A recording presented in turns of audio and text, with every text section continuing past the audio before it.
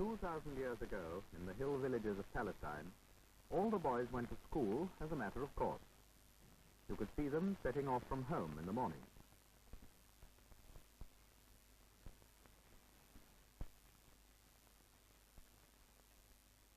Then, as now, they forgot their coats. Then, as now, their mothers called them back and put their coats on and kissed them goodbye.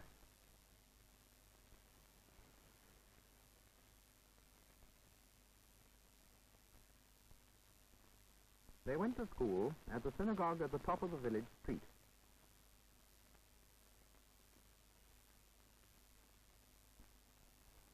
The courtyard of the synagogue was a sort of playground.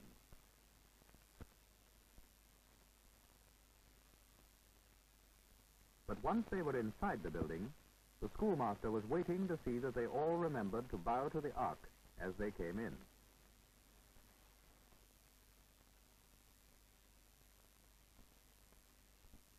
They went through a curtained doorway into the schoolroom. Here they sat on the floor or on stone benches.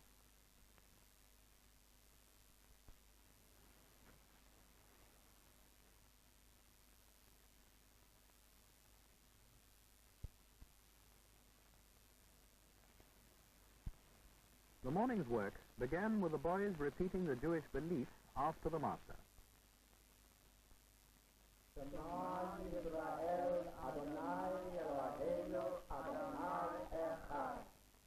Shema Yisrael, Adonai Eloheinu, Adonai Echad. Shema Yisrael, Adonai Eloheinu, Adonai Echad. Shema Yisrael, Adonai Eloheinu, Adonai Echad. When they had repeated as much as they had learnt, the master would move round to his desk and sit down on the floor to read. There were no books in those days, but rolls of a sort of paper with writing on it. The master read out sentences from the books of Jewish history and law and the writings of the Jewish prophets, and the boys would repeat the sentences after him. The rolls were written in Hebrew, not in the language the boys spoke every day, which was a sort of Hebrew called Aramaic. After the class had repeated some sentences together after him, the master would call on separate boys to repeat what they had learned.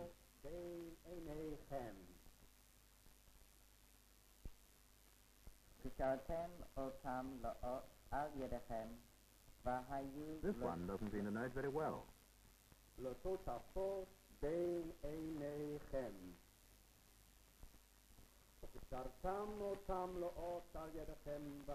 Perhaps this one will do better.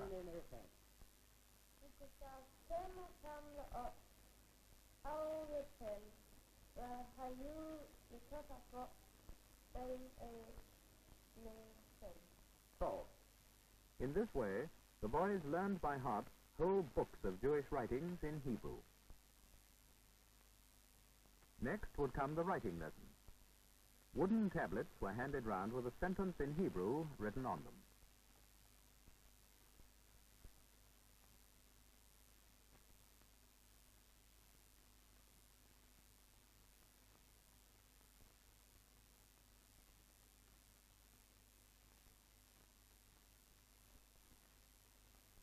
Then the master would read out the sentence.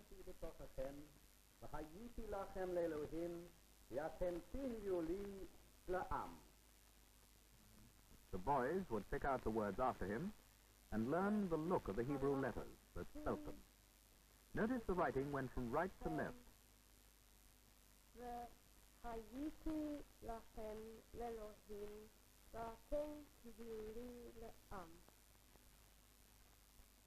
Next, the master would call out one of the older boys to come and read from one of the sacred books.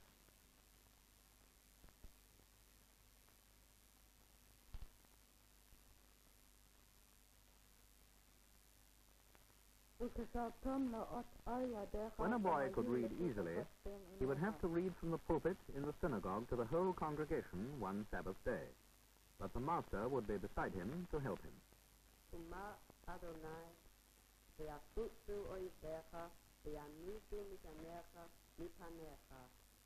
all the people in the synagogue would listen carefully to see how he read, and a translator translated the Hebrew as he read it, sentence by sentence, into Aramaic. They that hastily shall flee before him. For out of Zion shall go forth the law, and the If he read well, he passed out of the junior school and was no longer considered a child.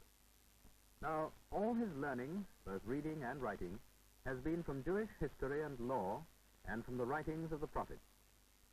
Where did the rolls of holy books come from? Day by day, in a room off the synagogue, holy books would be read out loud by the rabbi of the synagogue. He read to men who were clever at writing, called scribes.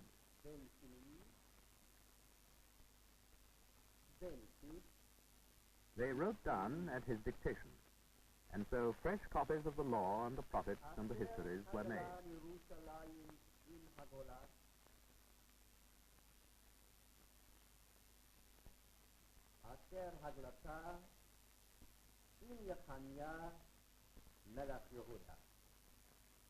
When a scribe had finished one roll, he would get up and fetch another. The other writers would seize the opportunity to stretch and rest.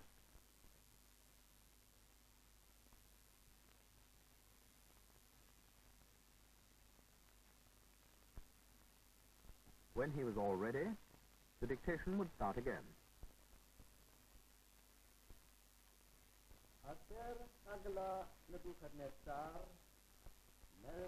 The pieces of paper that made up a book were stuck together and were rolled, sometimes on one piece of wood and sometimes on two.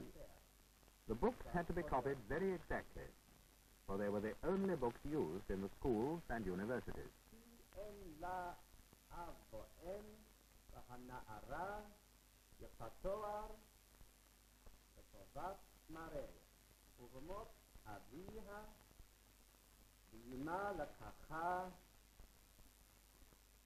The Jewish secondary school of this time met in the courtyard of the synagogue, but the way of learning was the same as in the elementary school.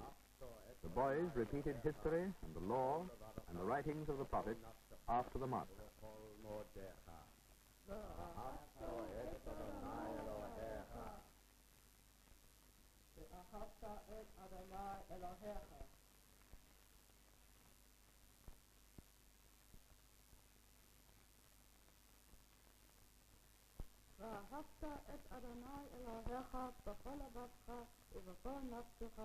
But at this school, they would discuss the meaning of what they learned by heart.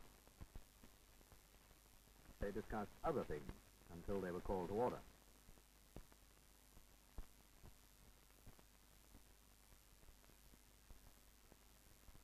They were encouraged to argue with the master and with one another as much as they liked, and this sharpened up their wits.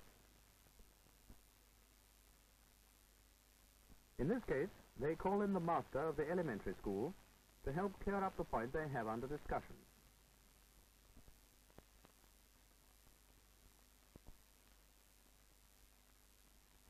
He puts his view of the matter to them, but they're not completely satisfied with what he says.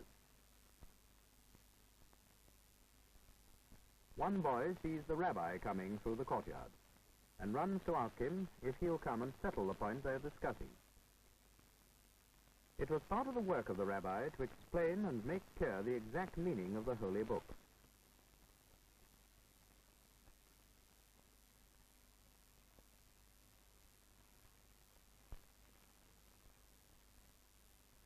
So the boys hear the two masters and the rabbi talking.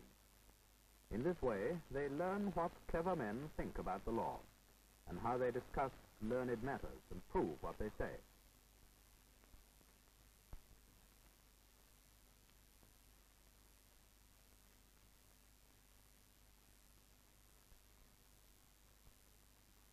So far, all the education has been in the local synagogue. But if a boy wanted more education than he could get in his own town, he would go to Jerusalem, to the temple. Learned teachers used to teach groups of young men in the courtyard of the temple at Jerusalem. These groups were the university classes of the time. But the way of teaching was the same as in the schools of the small towns, reading from the law and the prophets, and talking over what they'd read and arguing over its exact meaning.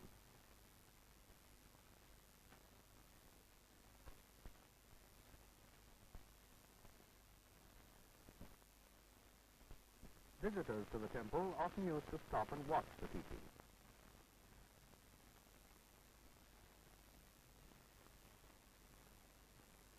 And this little boy may be deciding that he will be a learned scribe when he grows up.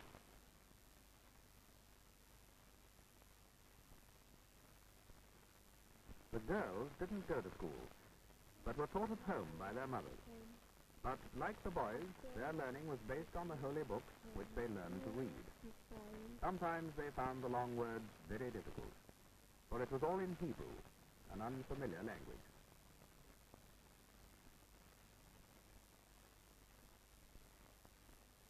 They learnt to write by drawing the Hebrew letters with a stick of charcoal on a wooden board.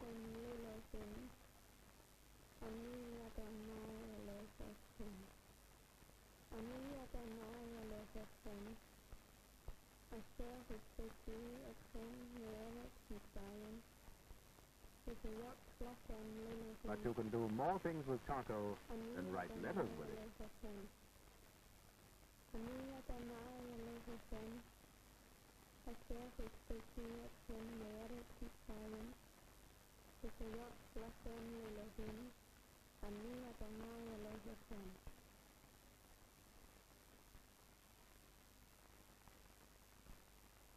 Jewish families were very fond of each other, and the children were not very often scolded.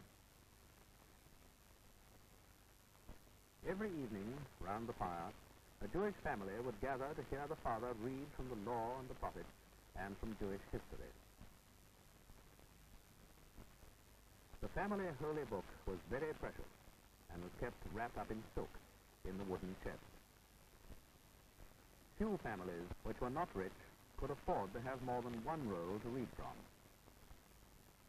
So, from their very earliest years, Jewish children learned to base their lives on the books of the law and the prophets. I shall keep it unto the end. Give me understanding when I shall keep thy law. Yea, I shall observe it with my whole heart. Make me to go in the path of thy commandments, for therein do I delight. Incline my heart unto thy testimony, and not to covetousness. Turn away mine eyes from beholding vanity, and quicken thou me in thy word. Establish thy word unto thy servant, devoted to thy fear.